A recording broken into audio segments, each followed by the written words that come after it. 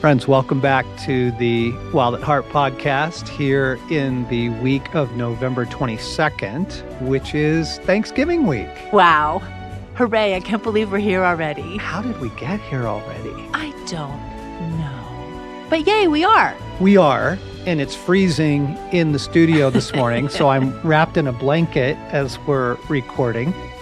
And wanting to bring to you all Thanksgiving wishes this week and maybe some counsel and some encouragement. That's really good. I really love Thanksgiving. I do. I love it. Well, I love it mostly. I love that it is centered around giving thanks. Like, really, even it doesn't matter what your beliefs are. Most people, when they do gather around the table, it's, what are you thankful for? And that's just nice. Yeah. That's just nice to shift your gaze to thanks. Especially in an hour of entitlement. Oh my goodness. Right? I mean, this is the what have you done for me lately hour. It is. And it's also the kind of sad hour. Yeah. Right? Well, we can talk more about that, but I love this verse. Can I just start with this verse? Yes. Psalm 104, which we all know, but it's a hard one actually sometimes. But enter his gates with thanksgiving and his courts with praise. Give thanks to him and praise his name. So I think one of the things that I love about Thanksgiving is it feels like it's aligning with the heart of God. As much as we are able to do that, to be thankful. Right. I was thinking about, you're all going to hear loads of messages this week about gratitude and giving thanks and that sort of thing, which is good. But here's what I'm struck by this morning as I was praying about this. Jesus said, you actually have to start with forgiveness. And by that, he meant forgiving others. Because before you can get to gratitude, oh my goodness, there's a lot of disappointment and frustration and, relational tension and all that tends to accompany the holidays. Absolutely. In fact, I am remembering we have adult children now, as you know, and a few years ago, our adult children announced to my wife that they do not want turkey for Thanksgiving anymore. Well, it just threw me. It's like, no, you don't understand. There are a few things that mean Thanksgiving. Yeah. Turkey being one of them. Sacred. Right? Yeah. Well, they weren't going to eat it. My wife is from the Midwest, and there is a way to do Thanksgiving. Right. And it does, if you're wondering, include Jell-O salad. Although they won't eat that either. And cranberry sauce that comes in the can. That's the best one with the lines on it. That's what you want. I make another kind too, but I need the canned, solid cranberry sauce. Okay. Whether anybody else is going to eat it or not. Well, and it did throw you when they said that. It was really disappointing. It made me very, very sad, actually. And again, I realize we're talking about turkey here, but it's an example of how in order to enter into this with a good heart and a full heart this week, there's probably some forgiveness that needs to be extended. Oh, my goodness. To family, to friends, to those who didn't invite you over, to, right? It's actually pretty core. I was just thinking this morning how you can't love if you don't forgive.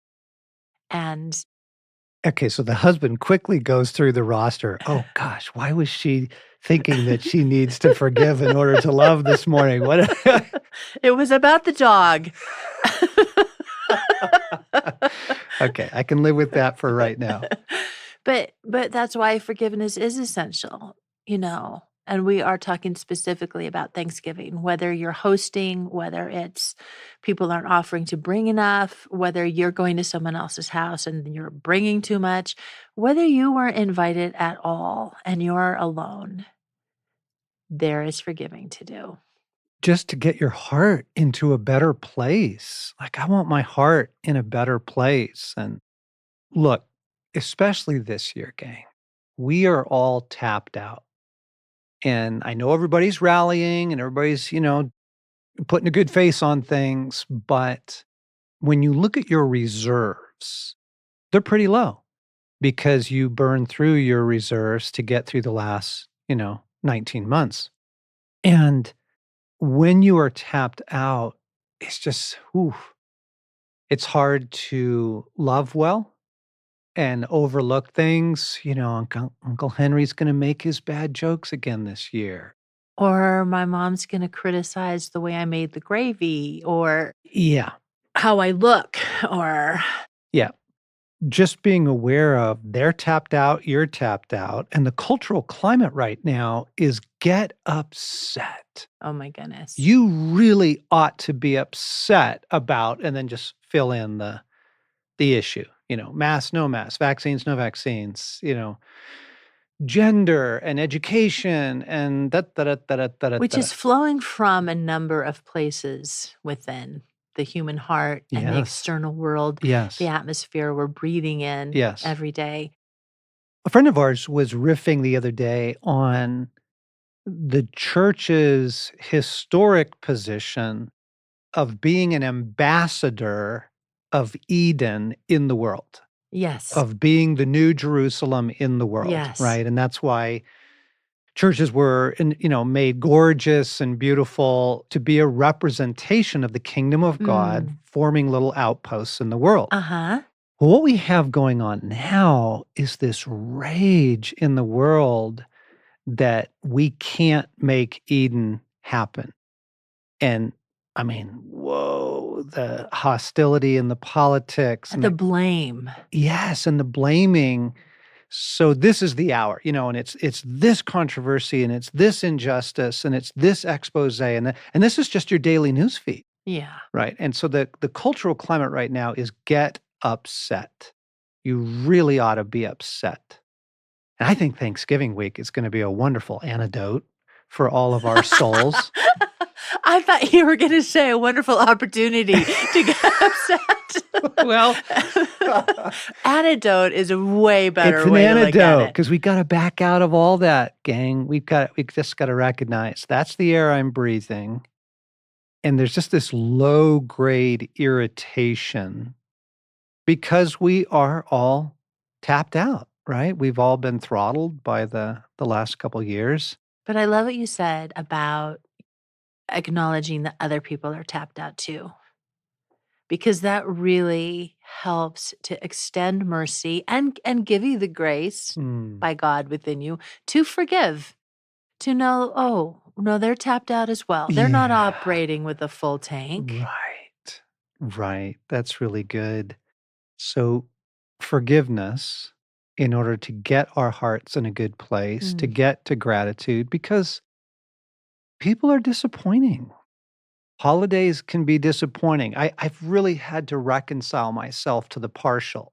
Okay, so you heard the turkey story, but the other ongoing tug of war in our marriage is I really want a wild game Thanksgiving. Yes. Yeah, I wanna serve elk and deer and pheasant, and again, not And I have for 3 years. And how do you feel about that, Stace? I feel a little accused right now. The elk roast, the pheasant, the turkey that I slip in. The canned cranberry sauce that you slip in? Okay, I can't let some things go. But I know that you want that. But I guess it hasn't been to the degree that you want Well, that. no, I'm just using it as an example of, you're gonna go to Aunt Marge's house, and it's not gonna be the Thanksgiving you would have thrown, Right. right? You're gonna go, gather with some of your friends, and it's not gonna be the Thanksgiving of your childhood, and whatever you see what Oh, I'm saying? yeah, and I think that you just nailed something right there. The Thanksgiving of your childhood, the nostalgia, the something in our hearts that is connected to wanting Eden back. Yeah, When things were simpler, yeah. when you were carrying less, hopefully, So, like, I know that's part of it for Oh, me. it's huge. I want it to look a certain way. I want conversations to go a certain way. It was just 2 years ago that I said, "You don't have to dress up for it." because we always dressed up for it. And I don't want him to wear a holy t-shirt still, but, to try to take the pressure off our children to act in a certain way so that my heart feels good. Okay, so I think we can connect all this. Like, what? The church and its Eden outposts and Thanksgiving and wild game? Like, what does all this have to do? So there is a profound longing in the human soul right now for things to be good. Yes. For I just want things to be good. And Mhm. it is a direct hotline to our longing to recover Eden. And that deep, profound longing, the search for Eden has been with us all our lives, but it normally lies way down deep under the surface of our Yeah. normal lives. Right. You gotta get to work, you gotta get the kids to school, etcetera. But down in there, and the holidays tends to raise it to a higher That's level, right. okay, especially in a year like this one. We just want, can things just be great? Come on, people, can't things just be great? Right? And so if we're aware of Mm. that going into the week, we won't be set up for tension, a lack of forgiveness, Right. right? Disappointment. The disappointment factor, yeah. Yeah. So you were talking this morning to me about letting go of expectations as a key part of getting to gratitude. And I've got some work to do here, admittedly. I really do. I get thrown way too easily when things aren't going the way I expected that they would. And Can I throw out a couple? yeah, People showing up 30 minutes late for Thanksgiving. right? And we're like, What? Wait, Like, what? dinner's ready. What are you thinking?" You know? What, I'm supposed to be flexible? Wait, I'm supposed to host with gratitude and welcoming? Yeah. Yeah. That's definitely one. But you know what? I think one of them is an expectation of how I'm gonna feel. And I will be disappointed if my heart hasn't risen, and I'm disappointed if I'm disappointed. Just Yeah, wow. like, I wanna get out of that cycle. I really wanna be free some more. So, like, to forgive in advance people not coming through for me in the way I really want them to. Yep. Forgiving in advance in the relationships that you're gonna, navigate this week, Right. right? Letting go of expectations, Uh-huh. caretaking the deep Eden longing, which is filled with nostalgia or projections of the ideal, holiday in a year like this where we are aching for life to be great. We just Yes. want life to be great. Yes. And to shepherd all that into the hands of God. Mm. And so we begin with forgiveness and with letting go of expectations. And then here's our deep heart's longing. And we're turning that over to our Father who adores us. You prepare a feast for me Mm. in the presence of my enemies. Yeah. Psalm 23. God, you have a feast Mhm. for me. I Mhm. do want your table. I do want joy and abundance and laughter and all that. Right, wanting it isn't wrong. No. Having a heart that longs for Eden is actually how he crafted us. We're meant to long for Eden. And to look for it.